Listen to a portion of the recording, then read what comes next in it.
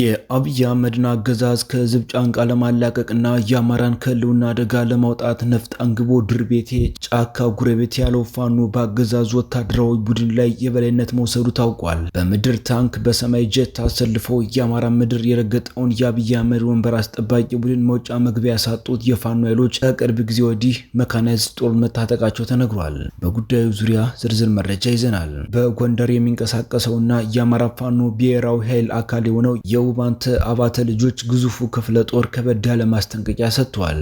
ቡድኑ የማይነኩ ያላቸውን ትዕዛዞችንም አድርሷል።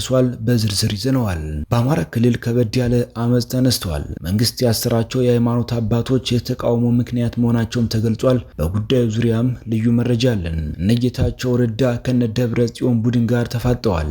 የእነጌታቸው ፓርቲ ህወሓትን ሰድቦ መግለጫ ሰጥቷል። እስከ መጨረሻው ድረስ አብራችሁን ከቆያችሁ ወደ እናንተ ይደርሳል። ሰላም ጤና ይስጥልኝ። የተወደዳችሁ የተከበራችሁ በመላው ዓለም የምትገኙ የሚዲያችን ቤተሰቦች እንደምንቆያችሁን አሁን ለሰዓቱ መደመጥ ያለባችሁንና ትኩረት የሚሹ በርከት ያሉ መረጃዎችን ይዘን ቀርበናል። እናንተም እስከ ዝግጅታችን ፍጻሜ አብራችሁን እንድትቆዩን በአክብሮት እየጋበዝን አሁን በቀጥታ ወደ ዝርዝር መረጃዎቹ እናልፋለን።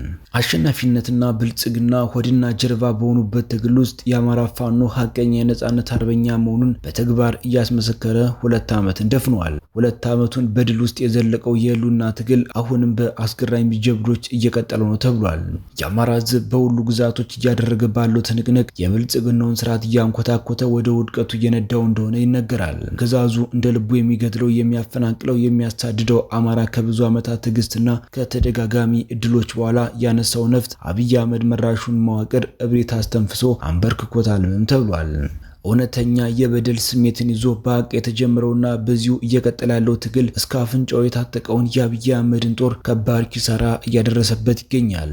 የትግሉ መሪ የሆነው የአማራ ፋኖ የያዘው እውነትና ጉልበት አሸናፊ እንዲሆን ያስችለዋል ነው የተባለው። የህልውና ጦርነቱ አሁንም ተጠናክሮ የቀጠለ ሲሆን በሁሉም የአማራ ግዛቶች በተደረጉ አውደ ውጊያዎች የአማራ ፋኖ ድል ቀንቶታል። የአማራ ህዝብ በደረሰበት ግፍ ውስጥ ቀዳሚውን ድርሻ የሚወስደው የብአዴን ብልጽግና መዋቅር ከሰሞነኛ ድሎች ጋር በተያያዘ ከፍተኛ ጭንቀት ውስጥ መግባቱም ነው የተነገረው። በሌላ በኩል የአብይ አህመድን አገዛዝ ከህዝብ ጫንቃ ላይ ለማላቀቅና አማራን ከህልውና አደጋ ለማውጣት ነፍጥ አንግቦ ዱር ቤቴ ጫካ ጉረቤት ያለው ፋኖ በአገዛዙ ወታደራዊ ቡድን ላይ የበላይነት መውሰዱ ታውቋል። በምድር ታንክ በሰማይ ጀት አሰልፎ የአማራን ምድር የረገጠውን የአብይ አህመድ ወንበር አስጠባቂ ቡድን መውጫ መግቢያ ያሳጡት የፋኖ ኃይሎች ከቅርብ ጊዜ ወዲህ መካናይዝድ ጦር መታጠቃቸውም ተነግሯል። ጦርነቱ በተጀመረ ማግስት በጎጃም ጮቄ ተራራ ግርጌ ዙ 23 የማረኩት ጀግኖቹ ከሰሞኑ ደግሞ ታንኩን ወደ ጎጃም ምድር እያገማሸሩ አስገብተውታል ተብሏል። ምስራቅ እዝን ውጦ አላየውም ያለው የጎጃም ምድር ከሰሞኑ ከበድ ያለ ዘመቻ የተከፈተበት ሲሆን ይህን የአብይ አህመድን አማራን የማዳከም ፕሮጀክት የሆነውን የተቀናጀ ጥቃት ለማክሸፍ ነው የፋኖ ታንክ ወደ ጎጃም የገባው ተብሏል። አብዛኛውን የአማራ ክልል አካባቢ ተቆጣጥረው የሚገማሸሩት የአማራ ህዝብ የአይን ብሌን ፋኖዎችን ጉዞ መግታት ያቆመው የአብይ አህመድ ወንበር አስጠባቂ ቡድን የዞን ከተሞችን ከቦ ተቀምጧል። መጪው የክረምት ወር መሆኑን ተከትሎ የአማራ ምድር ለፋኖ ኃይሎች ምቾት እንዳለው ያወቀው የአብይ አህመድ አገዛዝ ክረምት ከመግባቱ በፊት ፋኖን አጠቃለው ብሎ ቢሰለፍም የፋኖ ኃይሎች ፈርጣማ ክንድ ግን የሚቀመስ አልሆነም። የፋኖ ኃይሎች ከዚህ በፊት በቋራ በነበረ ከባድ ስብሰባ ተጠቅመውበት ነበር የተባለ የፋኖ ታንክ አሁን ላይ ለጎጃም ፋኖች ሽፋን እየሰጠ ታላቅ ድል አስገኝቷል ተብሏል። በየቀኑ ድል ማድረግና የአማራን ህዝብ ክብር ማስጠበቅ የተለመደ ጀብዱ የሆነው ፋኖ የአማራ ምድር ለጸረ አማራው የብርሃኑ ጁላ ታጣቂ ረመጥ አድርጎታልም ተብሏል። የአብይ አህመድ ታጣቂ ቡድን በሰልፍ እየገባ እያለቀበት የሚገኘው የአማራ ምድር ከዚህ በኋላ ለአብይ አህመድ ታጣቂ ቡድን አባላት ቦታ እንደሌለው አረጋግጧል። 3 ክላሽ ይዘው እኛን አያሸንፉንም የተባሉት የፋኖ አባላቱ አገዛዙ አለኝ የሚላቸውን ከባድ መሳሪያዎች እየታጠቁ ሲሆን በየቀኑ መማረክ ልምድ የሆነው የአብይ አህመድ ታጣቂ ከፋኖ ኃይሎች ፊት ቆሞ የመዋጋት ሞራሉ ከቀን ወደ ቀን እየሞተ በመምጣቱ ሰራዊቱን ከርቶ መሸሹን ቀጥሏል። በተለይ ፋኖ ስቦ ማስከዳት በሚል የተጀመረውን ዘመቻ ተከትሎ በሺዎች የሚቆጠሩ የመከላከያ ሰራዊት አባላት ወደ ፋኖ እየተመሙ የመዋጋት ሞራል የሌላቸውን የታጣቂ ቡድኑ አባላት ፋኖ ወደ ቤተሰቦቻቸው በመሸኘት ላይም ነው ተብሏል። ከተሸኙት መካከል አብዛኞቹ ቤተሰቦቻቸውን ተቀላቅለው ለፋኖ የምስጋና መልእክት መላካቸው ተገልጿል።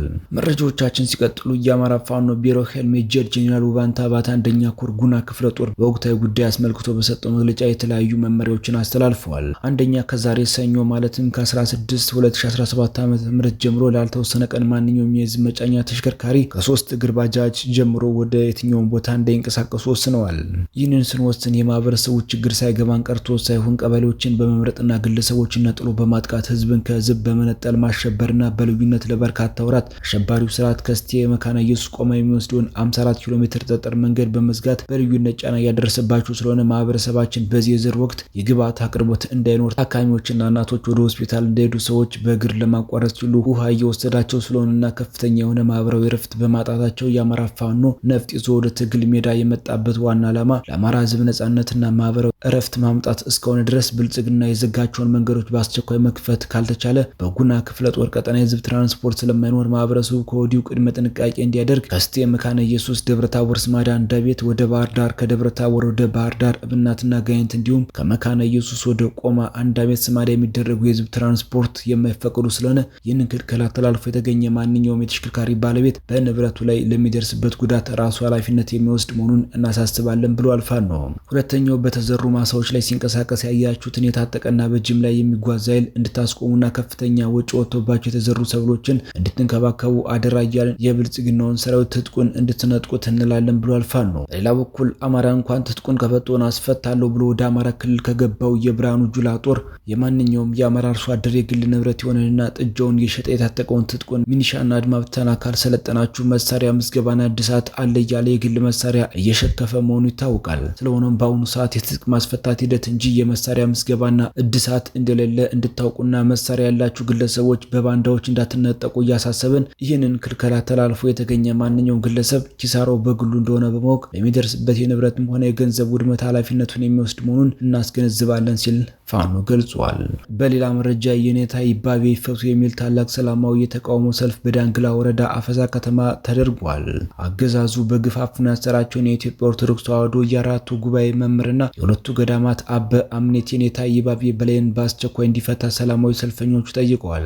በሰልፉ ላይ የተስተጋቡ መፈክሮች መሃልም ብልጽግና ከቤተ ክርስቲያናችን ላይ እጁን ያንሳ፣ ቅዱስ ሲኖዶስ ቤተ ክርስቲያንንና መምህሮቻችንን ያስከብር፣ የአብነት ተማሪዎችና መምህራን በማሰር የሚገኝ ድል የለም፣ ፍትህ አባታችን ሃይማኖትና ፖለቲካ የተለያዩ ናቸውና ሌሎችም ይገኙበታል። በመጨረሻም አባታችን እስካልተፈቱ ድረስ ሁሉን አቀፍ ትግል እንደሚደረግ ተስማምቶ በአባቶች ቡራኬና ቃለ ምዕዳን ተሰጥቶ ሰልፍ ተጠናቋል። መረጃዎቻችን ሲቀጥሉ በተፈናቃዮች ስም የፖለቲካ ትርፍ ለማግኘት የሚካሄደው እንቅስቃሴ ትክክል አይደለም፣ ተቀባይነት የለውም ሲል ስምረት ፓርቲ ገልጿል። ከ2015 ጀምሮ ተፈናቃዮችን ወደ ቀያቸው ለመመለስ የተደረገውን እንቅስቃሴ ያደናቀፈ ኋላ ቀሩ ቡድን ነው ሲል እነ ደብረ ጽዮንን ተሳድቧል። የፌዴራሉ መንግስት ከፖለቲካ ፓርቲዎች ምዝገባ የተሰረዘው የህወሓት ቡድን የሚያካሄደውን ፖለቲካዊ እንቅስቃሴ ህግና ስርዓት ማሳስ ይገባልም ብለዋል። ስምረት ፓርቲ በተፈናቃዮች ስም የፖለቲካ ትርፍ ለማግኘት የሚካሄደው እንቅስቃሴ ትክክል አይደለም፣ ተቀባይነት የለውም ሲልም አስቀምጠዋል።